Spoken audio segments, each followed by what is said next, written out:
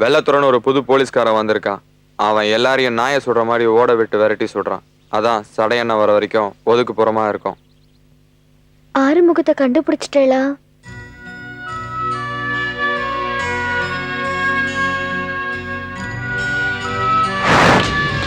எங்க இருக்கார்?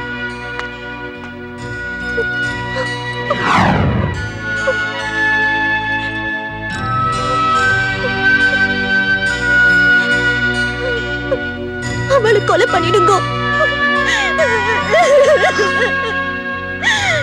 அவனை கொலை பண்ணிடுங்க. அவனை கொலை பண்ணிடுங்க. அவனை கொலை பண்ணிடுங்க. அவனை கொலை பண்ணிடுங்க. பகவானே அவனை மன்னிக்க மாட்டார். அவனை கொலை பண்ணிடுங்க. அவனை கொலை பண்ணிடுங்க.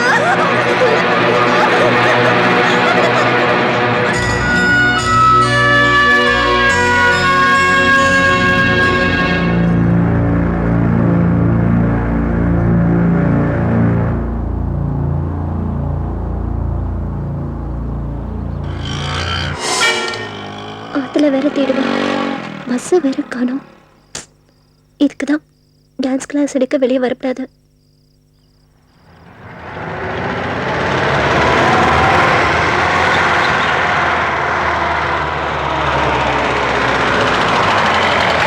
வண்டி நிறுத்து.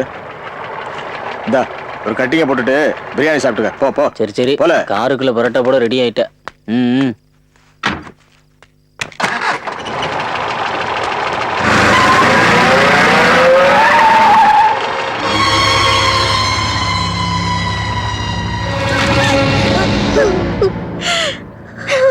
அக்காவை ஆறுமுகம் காதலிக்கல.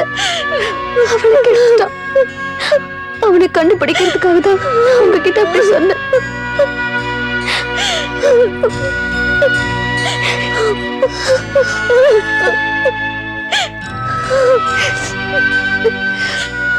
சாவித்திரி வாழ்க்கையில் அப்படி ஒரு சம்பவம் நடந்த உடனே அவன் தற்கொலை பண்ணணும்னு முடிவு பண்ணான். ஆனா நான் தான் உங்களை காதலிக்கிற மாதிரி நடிச்சு ஆறுமுகத்தை கண்டுபிடிச்சிடலான்னு சொல்லி சாவித்திரியை சமாதானப்படுத்தி தடுத்து நிறுத்தினேன்.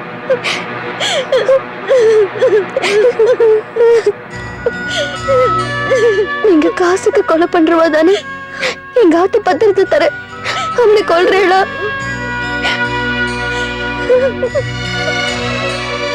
நான் பாத்துக்கிறேன். உங்க அப்பா பார்த்து வச்ச மாப்பிள்ளைய சாவித்திரியை கல்யாணம் பண்ண சொல்லு. ஆறுமுகம் மறுபடியும் திரும்பி வந்தா வரமாட்டான். அவனை நான் கொலை பண்ணிட்டேன்.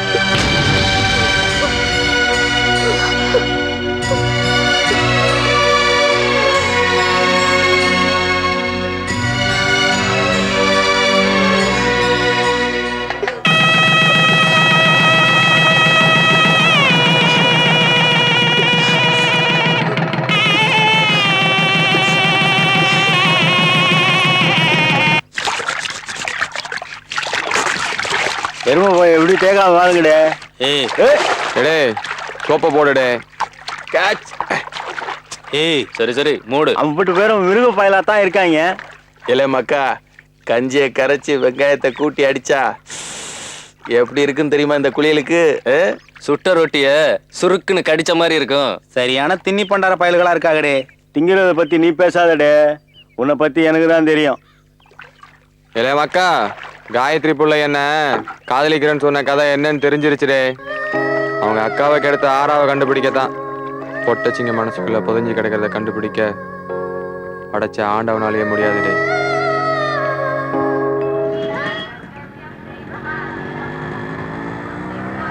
புது பொண்ணு அத்திம்பேர் காஃபி சாப்பிட்டாளா?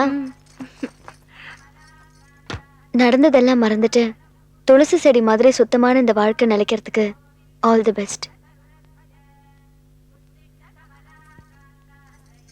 ஒரு நிமிஷம். உன் மனசுக்குள்ள என்ன இருக்குங்கிறது எனக்கு தெரியும். அது அந்த பகவான் புண்ணியத்துல நல்லபடியா நடக்கும்.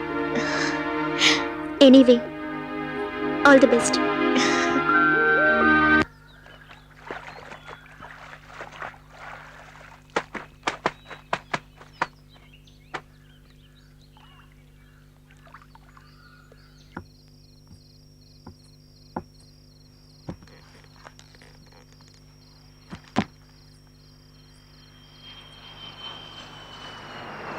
என்னங்க ராத்திரி நேரத்துலலாம் இங்க? பார்க்கணும்னு தோணுச்சு, மனசு வலிக்குது, அதான் ஒரு நன்றி சொல்றதுக்காக வந்தேன். என் ஆத்துல எல்லாரும் சந்தோஷமா இருக்கான்னா அதுக்கு நீதான் காரணம். என் ஆத்தா மீட்டு கொடுத்தது, அக்கா கல்யாணம் பண்ணது எல்லாம் நல்ல விஷயம். ஆனா உன்னை நினைச்சாதான் எனக்கு பயமா இருக்கு. ஏன்னு தெரியல.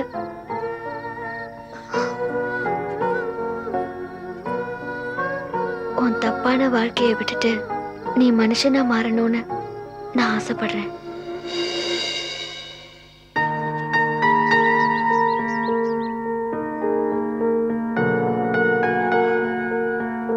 செய்யற தப்பான தொழிலை விட்டுற சொன்னீங்க. ராத்திரி பூரா யோசிச்சு பார்த்தேன்.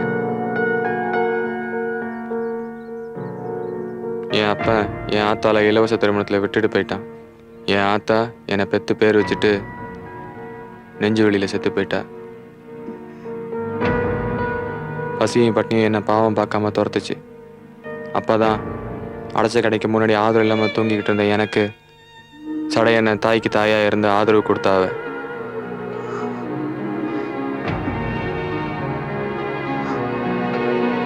நான் திருடுறது கூலிக்காக இல்லை, சடையண்ண மேல வச்சிருக்க விசுவாசத்துக்காக.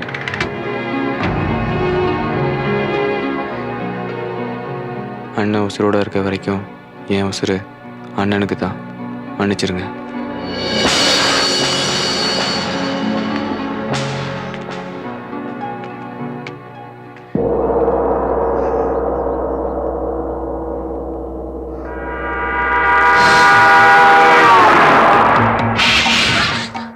என்னோட வேண்டுகோளை ஏத்துக்கிட்டு சடையனுக்கு பெயில் கொடுத்ததுக்கு ரொம்ப தேங்க்ஸ் சார். சடையனுக்கு ஒவ்வொரு தடவையும் பெயில் அப்ளை பண்றப்ப நான் ரிஜெக்ட் பண்ணுவேன். லாஸ்ட் டைம் பெயில் அப்ளை பண்றப்ப ஒரு துண்டு பேப்பர் கூட இருந்தது. அதுல என் பேத்தி எத்தனை மணிக்கு காலேஜ் போறா, எந்த ரூட்ல திரும்பி வர்றாங்கிற டீடைல்ஸ் அந்த பேப்பர்ல இருந்தது. நான் பெயில் கொடுக்கலன்னா என் பேத்தி திரும்பி வர மாட்டான்னு என்னை மிரட்டி இருந்தாங்க. உங்க ரிக்வஸ்டுக்காக இல்ல, என் சேஃப்டிக்காகத்தான் பெயில் கொடுத்தேன். ஸோ ஒரு ஜட்ஜுக்கே இந்த நிலைமைன்னா சாதாரண பொதுமக்களை யோசிச்சு பாருங்க. சடைய மாதிரி சாக்கடை கிருமிகளை என்கவுண்டருங்கிற பாய்சன்ல அழிச்சிடுங்க. இதை ரிக்வஸ்டாவும் எடுத்துக்கலாம், ஆர்டராகவும் எடுத்துக்கலாம்.